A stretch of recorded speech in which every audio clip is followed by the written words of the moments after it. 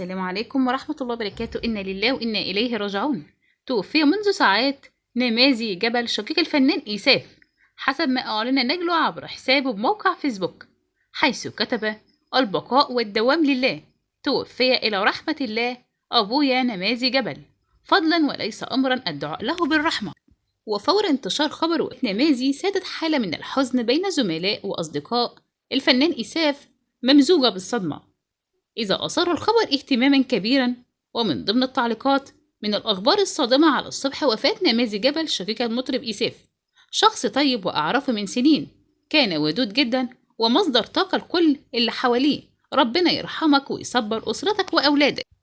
ربنا يرحمه ويغفر له يا رب العالمين، وإنا لله وإنا إليه راجعون. أطلب من حضراتكم الدعاء له بالرحمة والمغفرة. ولو أنت أول مرة تشوفوا قناتي، يسعدني ويشرفني أن تشتركوا وتفعلوا زر الجرس حتى يصلكم كل جديد. مستنية تعليقاتكم بالدعاء له بالرحمة والمغفرة، واسيبكم في رعاية الله.